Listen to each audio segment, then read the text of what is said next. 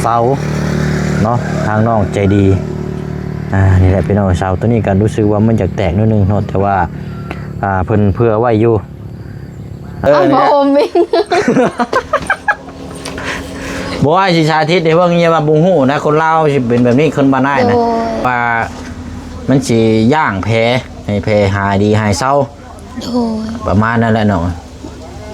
แต่ว่าคนเราถึงนี่เขาแบบว่าดังไฟอยู่นี่แล้วก็นั่งอยู่นี่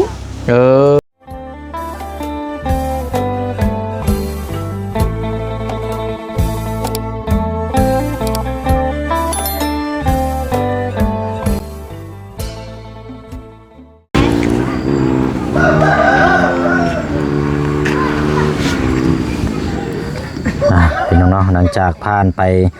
หลายมื้อหลายวันแล้วก็บวกกับฟ้าฝนตกกระหน่ำหนักทำให้หลายสิ่งหลายอย่างน้องพี่น้องก็เปลี่ยนไปตามฤดูกาลซึ่งมื้อนี้ก็คือกันเนาะอันนี้ก็มาเยี่ยมยามอัปเดตเบิ่งนำกันอีกเนาะสำหรับทางเสาเนาะทางน้องใจดีนี่แหละพี่น้องเสาตัวนี้ก็รู้สึกว่ามันจะแตกนิดนึงเนาะแต่ว่าเพิ่นเพื่อไว้อยู่4 เมตร4 เมตรซาวเนาะเป็นไม้เนื้อแกนแข็งอยู่อันนี้ก็เป็นแกนมันอันนี้พี่น้องเนาะเอาละพี่น้องเนาะก็แวะส้มอัปเดตทำแจ้งพี่แจ้งน้องน้ำกันอีกเนาะเคสของทางน้องใจดีแล้วพี่น้องเด้อเนาะยังบ่ทันได้มีอย่างมาเพิ่มเติมเลยเนาะพี่น้องเนาะมีแต่ว่ารอรุ่นรอส้มทางตีนเคียงหรือว่าตีนเสานำช่องของทางบ่าวประธานป้องเนาะพี่น้องเนาะจากมือใดพี่น้องทางนั้นกันเนาะทางเพิ่นสิมามอบส่งให้มือใดก็ติดตามเบิ่งน้ำกันเนาะพี่น้องเนาะกราบทักทายสบายดีและสวัสดีพ่อแม่พี่น้องเบิดสุขสุคนนะพี่น้องเด้อเนาะพบเจอกันอีกคือเก่าคือเดิมพี่น้องเนาะเพิ่มเติมแม่กานี่แหละพี่น้องเนาะเคสของทางน้องจะดีกายังบ่ทันได้มีอย่างมาเพิ่มเนาะทางทีมงานก็คือการพี่น้องเนาะมีที่ที่แจ้งพี่แจ้งน้องไปแล้วก็หน้าพี่น้องเอาทางน้องจะดีเพิ่นก็บ่ว่างพี่น้องพุ่นพากันตำเข้าตำยังอยู่ห่มกกหมากน้ำมดพุ่นมีแต่ว่าแล้วพี่น้องแจ้งพี่แจ้งน้องนำกันประมาณ3 มื้อเนาะพี่น้องเนาะเอาเดี๋ยวพ่วงไปพุ่นก่อนพี่น้องเนาะทางเบาแข่งแกล้งเข้าก้อนบัดนี้พี่น้องเนาะทั้งน้องหลอกแค่เห็ดยังอยู่เนาะเห็ดอยู่เห็ดกินยังพี่น้องช่วงนี้ก็กล้วยทางน้องเพิ่นก็รู้สึกว่าน่าจะได้พอได้มาขายอยู่ได้พี่น้องเนาะกล้วยที่ว่าสวนที่ว่าเฮาไปติดตามเฮาเบิ่งน้ำกันนะพี่น้องเนาะปุ๊อาจจะเป็นกล้วยแล้วนี่พี่น้องอยู่เรียงนิบากหรือว่ากล้วยทางน้องของมีบ่หรือว่าจังไดอันนี้เนาะเนาะเดี๋ยวไปเบิ่งน้ำกันพี่น้องทางน้องหลอกแค่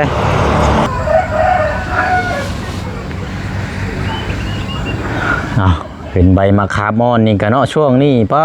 โตเห็นข้าเจ้าต้มอึ่งพี่น้องเนาะกำลังระบาดนักช่วงนี้กันใบมะขามก็เด้อเป็นเห็ดนี่แหละพี่น้องเนาะใบมะขามใส่ต้มอึ่งโอ้เอาเรื่องไปได้พี่น้องเนาะยังบ่ทันได้ลองกินเบิ่งจักเทื่อจักรอบอยู่ปีนี้กับพี่น้องเนาะเอาเป็นไงอยู่มุมใดแจใดเนาะฟ้าฝนตกหัวอยู่บ่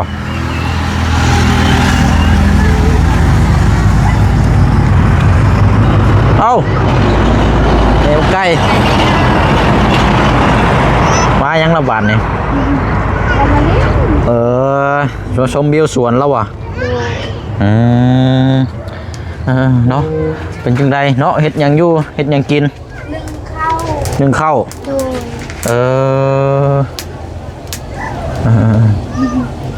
เป็นยังไงฝนตกแห้งอยู่บ่เนาะเมื่อคืนนี่โดยตกแห้ง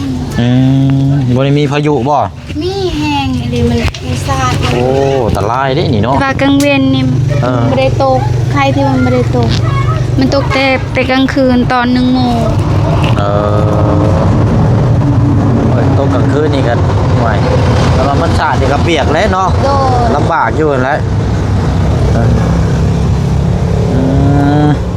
ใกล้สิพอช่วยเราว่าเขายังในนึงจังน้อยเนาะโดย โอ้มาเห็นนั้นว่าห้องครัวเจ้าย่ำใดรถคิดเห็นแต่ภาพมันแสดงบางคนคลอดลูก ฉะนั้นเอาคนลาวแบบนี้บ่อ้าย เอาแบบนี้แล้วนี่ โดย เจ้าขึ้นไปนั่งเทิงอยู่ห่ะ ขึ้นไปนั่งเทิงเอาเออนี่นั่งปักก็เหยียดแข้งอยู่พุ่นมานี่ ลองเพิ่งมาเชื่อเอา แหละ เหยียดแข้งไปพุ่นวันนี้การเดี๋ยวเอา เนี่ย ผมวิ่ง บอกว่าสิชาทิศในพวกนี้มาบุงหูนะคนลาวสิเป็นแบบนี้คนบ้านได้ โด นะ ย ประมาณนี้เนาะ โดย แล้วก็สิมีท่านนี่เอาเข้าไปในพื้นนี่ท่านจุพื้นเด้ โดย คล้ายๆว่ามันสิย่างแพให้แพหายดีหายเศร้า โดย ประมาณนั้นแหละเนาะ แต่ว่าคนเราเทิงนี่เขาแบบว่าดังไฟอยู่นี่แล้วก็นั่งอยู่นี่ บ่ได้แบบมันคืออยู่บ้านนายเนาะ โดย โอ้ยบ้านนายนี่พื้นได้เท่าใดคนนี่ก็นั่งอยู่นี่นี่คือหมองเจ้านั่งกันละ มันบ่ฮ้อนบ่ ห้อนกอดเอาแล้วก้นจนบาดใหม่หมดแล้วจนบิดแพรหมดละเฮ้ยมันเศร้าเฮ็ดได้ซะ พาแบบนี้คือกันบ่ แบบเดียวกัน โดย ผานี่แหละแต่ก็เอาสังกะสีแล้วเอาท่านใส่กี่เท่านี่จังน้อย24ชั่วโมง โดย นั่งจนโอ้ยหูรับตับใหม่ไปเลยเติบอยู่แล้วอยู่พี่น่ะบ่คือกันเนาะ มีบ่อยู่บง ฮะ บงคัน มันก็สิ นี่ บ่งขนบ่ โดย คือกันนั่นแหละ มันคัน เอาอันนี้เว่าถึงเพราะเอาเห็นภาพนะพี่น้องเขามาเมื่อนั้นก็ท่วงอยู่หัก อันนี้แกเฮ็ดเองอันนี้เนาะ โดยแม่เป็นคนเฮ็ด เป็นจังไดมื้อนี้เฮ็ดเวียกหยังแหน่ซะน้องมื้อนี้ไปไสมา เฮ็ดเวียกมื้อเช้านี่แกอันนั้นเครือมันให้เอื้อยแบบว่าคนจีนเราซื้อเขาอยากดู แกไปให้บ่ โด อยู่ไสอ่ะนะ อยู่ส่วนเขาคงมีอยู่พุ่น เป็นจังได๋สการผลผลิตทั้งกล้วยได้ตัดเครือมาขายอยู่บ่ช่วงนี้กันเนาะ บ่ยังบ่ทันแก่เด้ กล้วยไผสารเต็มนั่นน่ะอยู่บนหิมทางน่ะ จักบ่ฮู้คือกันเด้ ของพ่อใกล้บ่ ยันบ่แม่นพอเขาเลี้ยงบ่ยันกล้วยพอเลี้ยง แต่ว่ากล้วยเจ้านี่ยังบ่ทันได้มาตัดมาเนาะ โดย มันยังบ่แก่ลายซั่นบ่ โดย นึกว่ากล้วยเจ้าสิเนาะแต่ว่าลายก็พอแล้วเนาะช่วงนี้ก็บีเครือหนึงนี่ก็เท่าไรตัวเต็มที่นี่30 40พอแล้วเนาะ โดย พอได้ขายอยู่ได้พี่น้อย เห็นว่าส่วนตัวนี้ยังบ่ทันใหม่นั่นก็ส่วนตัวนี้แบบว่าถ้าแบบว่าตัดตัวนั้นก่อนเห็นถ้าว่าตัดตัวนั้นหมดแล้วก็ตัดตัวนี้แล้วเห็นแล้วตัดตัวนี้ก็ตัดตัวนั้น แต่ว่าตัวนี้มันใหม่หมดแล้วเลยบ่ได้ เรียบร้อยเลยเนาะ โดย แต่สิลายกล้วยเนาะไผใหม่ไปแต่โอ้กล้วยกำลังงามกำลังขึ้นแต่สิลายพี่น้อยสิเอาโทษก็บ่ได้บัดเป็นคนกันเองเนาะ โดย ตีแหละพี่น้อยจำเป็นแล้วบัดนี้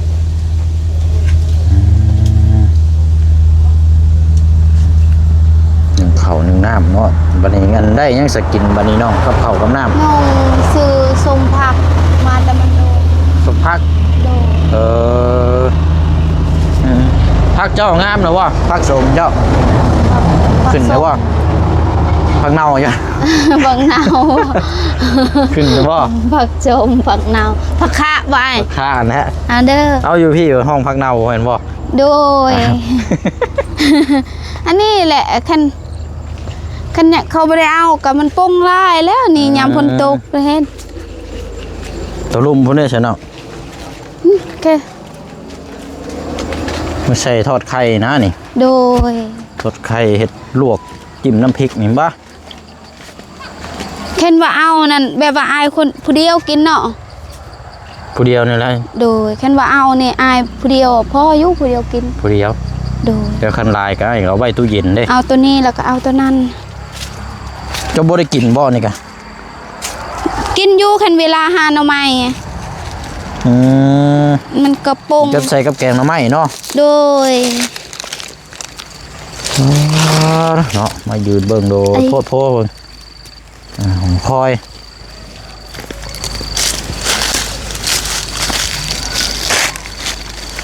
ดีงามแหละตัวนั้นกายมันอยากปรุงคือกันเนาะอ๋ออยู่ลุมพุ่นเนาะโดยตัวก็ว่าแล้วมันถ้าไฟบ่ได้รวบมันกับมันปรุงแล้วนะ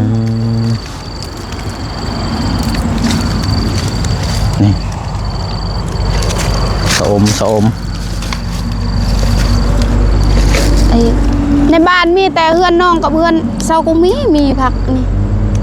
เขาบ่ได้ปลูกเวลาเขาจะกินกะเขามาขอเห็นว่ามีแต่ซองสำลังนี่กินกะเวลามันขึ้นไว้แต่ก็กินบ่ทันหรอกเนาะโดยแบบว่าหมูก็จะกินก็ให้เขากินแบ่งกันกินพวกโอ้ยเบิ่งได้เนาะพลาดกิ่งลงทนน่ะป๊าดเนาะบ่แห้งเด้นี่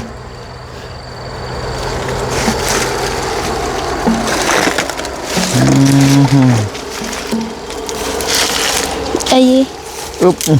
โอ้กล้องก็กล้องบ่ดีมันยังบ่ออกกล้วยเนาะใหม่ถิ่มเบิดเลยตัดถิ่มน้ำก็มีบ่น้องตัดถิ่มคือหมากกล้วยก็ยังเห็นอยู่ห้องพุ่นโคโลอยู่สิเนาะตัวนั้นกล้วยตัดถิ่มบ่แบบว่าโตที่มันไหม้นั่นก็แบบว่าเป็นมากแล้วน้องก็ตัดถิ่มเอาไว้แต่ลูกมันเด้ให้มันปงใหม่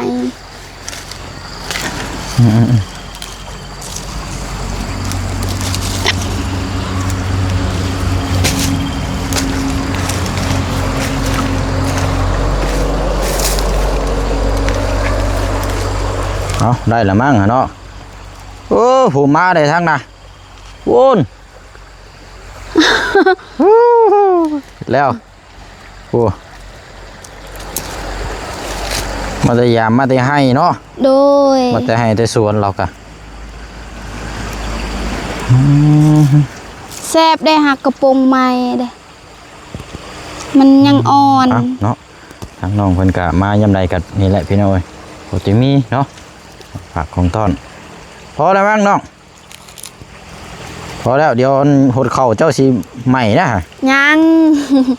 มันบ่ใหม่ดอกน้องหากันนึ่งเด้เอาพอแล้วหาเนาะเอากกตัวนั้นอีกผู้เนาะยายแดงเด้เต็มกระบุงกระตาพอฮึบโอ้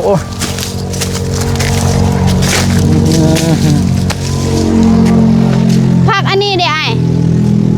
ตำเล็งบ่กินบ่เป็นตัวนี้บ่เป็นบ่ลวกเอาแซ่บบ่เคยกินเนาะบ่เคยกินกับบ่กล้ากินนะเอาคนลาวแบบว่าอยู่ชิโปนตอนที่น้องไปเฮ็ดวีอยู่ชิโปนเขาก็มักขายเด้ไอ้จังว่า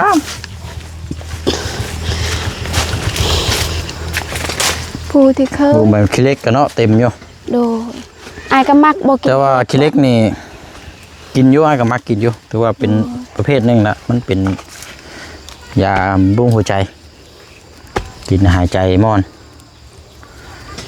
แต่ว่ากินแบบชิ้นฝนตกมาแล้วเนี่ยไปต้มมันจะเก็บท้องโดยใครๆบ่ไหวมันถึงน้ำถึงฝนแล้วมันจักเนื้อใดหรอกใบประเภทนี้โอ้เนาะ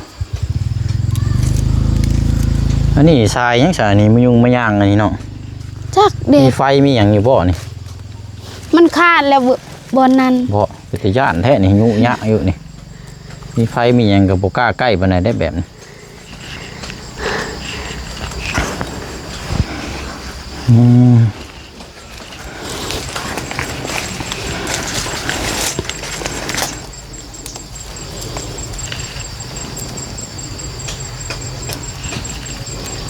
ได้แล้ว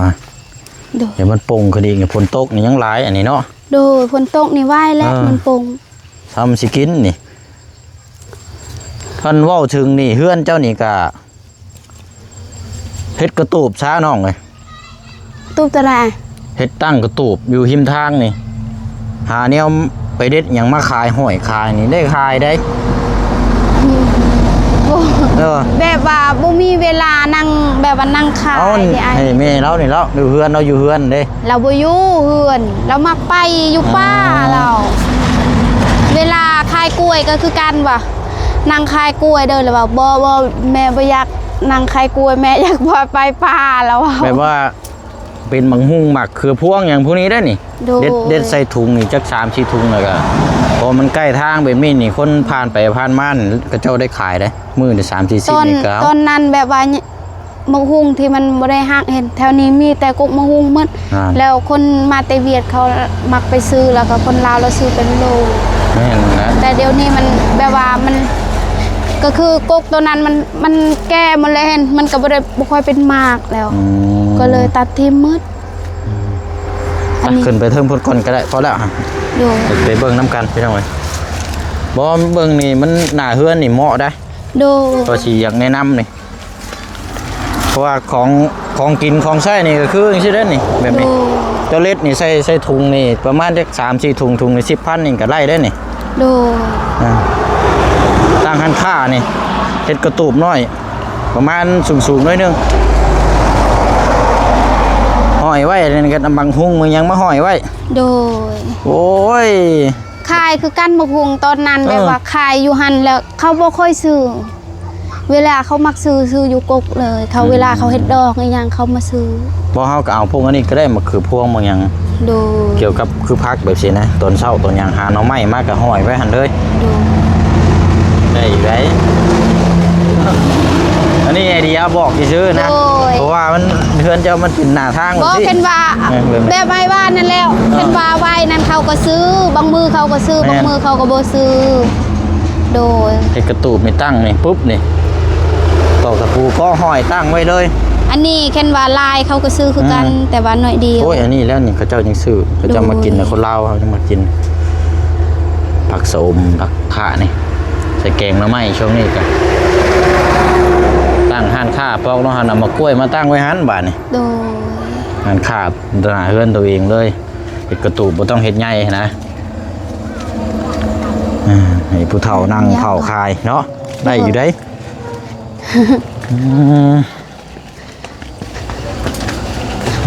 อืม และแต่ลองก็ได้ เป็นไงเนาะยังบ่พอช่วยบ่เข้า ยันสุกแล้ว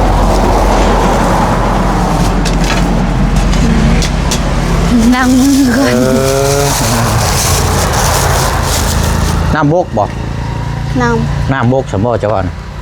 บอว่าสุกแล้ว ว่าล้างมือ เอาช่วยเข้าบ่นี่เนาะ โดย ช่วยอยู่ในนี่เด้อบ่น้อง ช่วยอยู่ทั้งเฮือน อันนี้เฮ็ดห่างวางซื่อๆอันนี้เนาะ โดย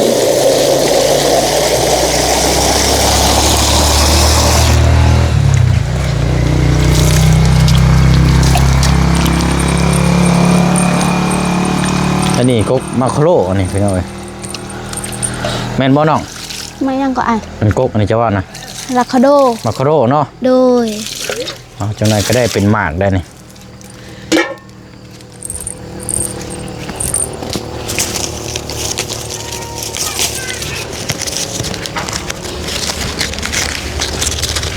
มักโครมักทุเรียนเนาะ โดย มักทุเรียนนี่ว่าแล้วพี่น้องมันแพงพดบ่ได้กินน้ำหมูหรอก เห็นแต่ในโทรศัพท์ แพงเลยเคยกินอยู่ว่าเจ้า บ่เคยเห็นแต่ในโทรศัพท์ ถึงมามันก็เป็น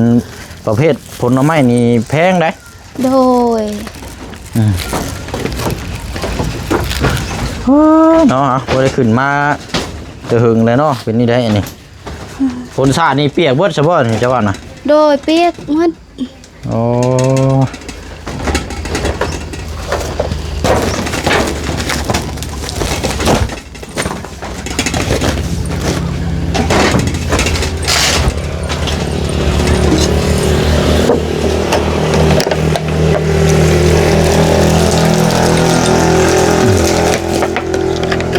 เข้าเนาะอันนี้ก็เหล้าเลยนี่พี่น้องเอ้ยเหล้าเข้าเต็มอยู่อยู่2 คนจำสิกิน มันคืออยู่บ้านนี่ขายเบิดแต่เฮิงแล้ว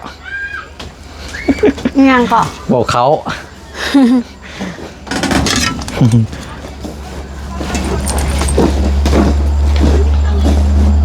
อันนี้เข้าให้บ่น้องอันนี้นะ โดยเขาให้ คือว่าสีเดืองๆเนาะ โดยเขาปีเก่าเด้ อืม เขาเก่า เข้าปีที่แล้วเนาะ โดย ถึงน้ำถึงฝนถึงลมเรืองแล้ว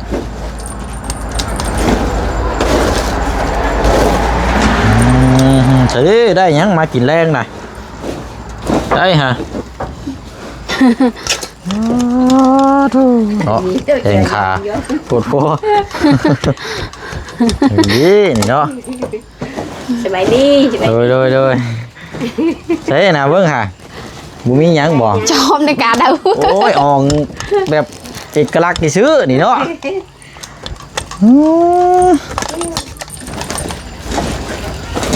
ลายเลยน้องมาเขา เนาะสองคนกิน สงสัยอยู่มาแล้วคือจังหน่อย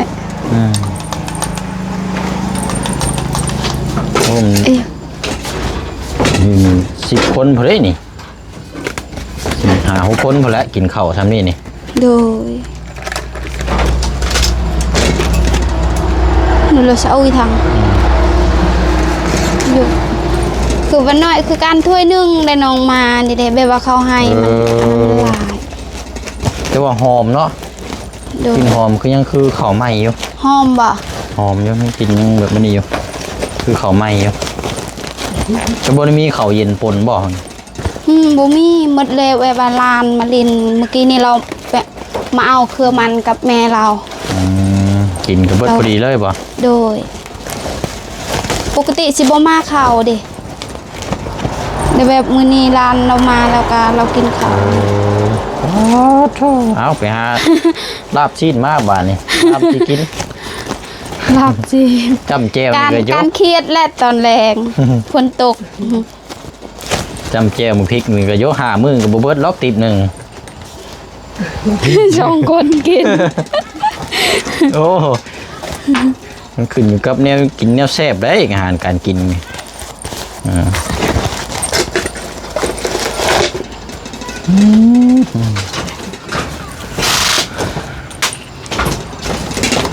ไปใส่เนาะเดี๋ยวถ้างั้น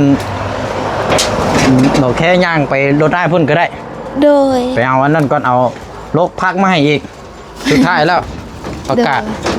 อย่าว่าเอามาล่างอย่าว่าอันนี้ขั้นสมพักดองพักหยังกิน โดย ไปพี่น้อยโอ้ยยุงคืออยากมีใช่เนาะยุงลาย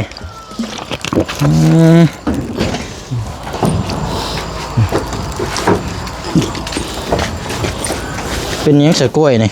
กล้วยตัดเอามาแต่ชวน เป็นแบบว่ามัน ยันมันเหี่ยวมันบ่แสบเด้ บุปานใดหรอกอันนี้เนาะ โดย ถ้ากล้วยสุกคาเครือมันสีหวานอยู่อ๋อเนาะดุเดือดขนาดบ้านน้องแต่งจริงไปชีแล้วอะไรคือถึงหกในจักเนาะ แล้วก็เห็นแล้วเพื่อนนี่ให้น้องไปว่าขึ้นเพื่อนให้น้องไปซอยนึ่งข้าวอีหยังแล้วเว้าได้ เป็นแม่ครัวบ่ โดย กัดซอยกันแล้วเนาะ โดย มันใกล้ขึ้นเคียง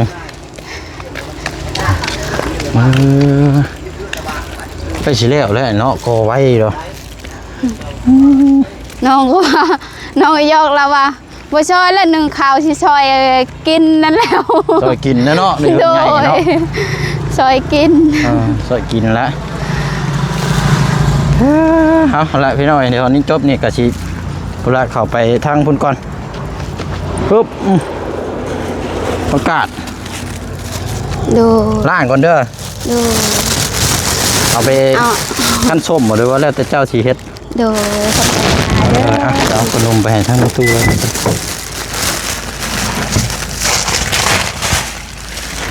ขนม โดยใจให้อยู่ดีมีแหงเด้อ พักมันบอกค่อยงามบ่ได้มันถือมันฝนตกแน่ก็เลยพอตัดออกมาเพิ่นมันจะเจ้าไปล่างอันนี้มันสะอาดแล้วก็จังเฮ็ดกินเอา ไอ้กระดูกเอาให้น้องแล้วก็ตัดหางน้ ว่ามันง่ายเด้คันว่าโรคมาแต่หากมันบ่ได้เอามีดได้ตัดเอานี่นะ ำ โดย มีดตัดอยู่เงาเลยแล้วก็จับใส่เลยมันง่ายมันก็ไวอีกนะ โดย ไปจังเนาะเอาละเดี๋ยวจังมาเยี่ยมยามไม่เด้อว่าสิเข้าไปบ้านสกีพิษอีกอยู่ โดยสบายดีเด้อ โดยอ่ะเนาะอันทางบอดี้ทั้งบ่ได้เข้ามาบ่ บ่ น้องบ่ได้เห็นเนาะ เบาลีบ่บ่เห็น โอ้เนาะเดี๋ยวนี้ว่าช่องถือปิดแดนั่นก็พี่น้อง โดย การพบเจอสีถามทั้งเราอยู่เอาโอเคเด้อน้องเด้อ โดยอันขอไม่นะ ลืมเลย ไปเอาละเดี๋ยวขอบใจละลายเด้อนี่ก็เด้อ โดย โอเคเด้อนี่พี่น้องไป มายังได้ตอนน้องยามนั้น เป็นอย่างรอกชำนี่นะ โดย อันนี้รถบ่บุญมานี่พี่น้องเนาะไปวันนี้เนาะตัดภาพมากับสิได้หวนเต้าอีกเคสใหม่อีกก่อนวันนี้พี่น้องเนาะแต่ได้เคสกับนี่แหละพี่น้องรุ่นส้มน้ำกันเนาะบ่ว่าสิเป็นข่าวดีหรือว่าสิ่งที่ตามเนาะก็คืออยู่น้ำพี่น้ำร้องน้ำมิตรที่เฮาน้ำกันบดสุขุสุคนนะพี่น้องเด้อเนาะแล้วก็ทางน้องเคสน้องใจดีกันนี่แหละพี่น้องเนาะก็ติดตามเบิ่งน้ำกันอีกต่อไปเนาะช่วงนี้อาจจะยังบ่ทันได้บุญทางน้องเพิ่นยังบ่ทันได้ฮอดจอดเติงก็เป็นไปได้เนาะพี่น้องเนาะที่มาซ่าว่าสิเร็วเนาะตามเบิ่งน้ำกันเนาะก็ยังได้แต่เซาและพี่น้องที่บ่เชียงได้จี้ให้พี่ให้น้องเบิ่งน้ำกันนั่นแหละเนาะไปเนาะลาพี่น้องก่อนบ๊ายบายเด้อพี่น้องเด้อเนาะเบิดสุขุสุคนเนาะสบายดี